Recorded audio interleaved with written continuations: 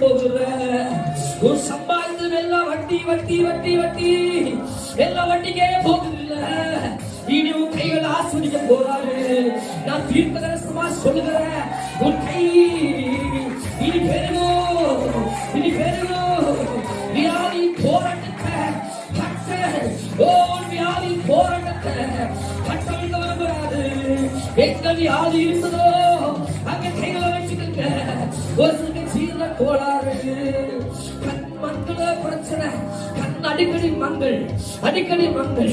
கை அவசரங்க மறந்து போகுது, கால் மறந்து போகுது.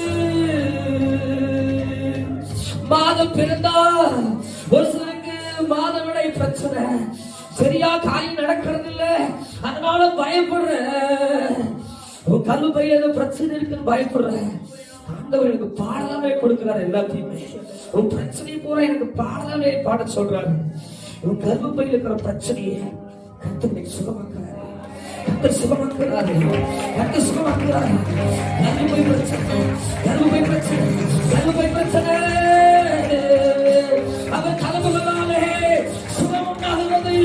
அவர் கலவுகளாலே சுகம் உண்டாகிறது. அதே சிந்தையை போராட்டம், சிந்தைக்குள்ள அவர் பொல்லாத ஆவி வந்து அடிக்கடி அடிக்கடி மனமணி கொண்டு வந்து, ஓ நீ ஒன்றில்ல, நீ அவ்வளவுதான் சொல்லி உன்னை குழப்பிட்டே இருக்குது. அதை ஆண்டவருக்கு கட்டவிழ்க்கிறாரு, கட்டவிழ்க்கிறாரு, கட்டவிழ்க்கிறாரு.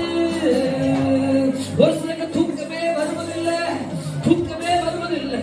ஒரு சிலருக்கு அப்படி ஆப்போசிட், எப்போதும் தூக்கம்.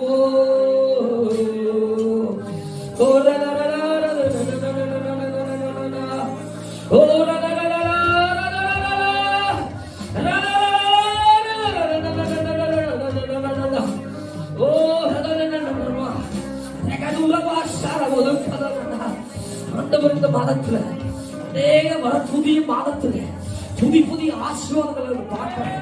புதிய புதிய ஆசீர்வாதங்கள், புதிய புதிய ஆசீர்வாதங்கள். நீ நினைக்கிற ஒண்ணுமே நினைக்கிறீங்க, நீ உன் கையில ஒண்ணுமே நினைக்கிறீங்க. புதிய மாசம் வரும்போது என்ன செய்வேன் நினைக்கிறீங்க. உன் கைகள் எல்லாம் கட்ட நிரப்புகிறாரு. கையை காமிங்க, என் கையை நிரப்பி கேளுங்க. என் கை நிரம்பி வழியட்டும். என் கை உங்க பிசினஸ் ஆசீர்வதிப்பார்.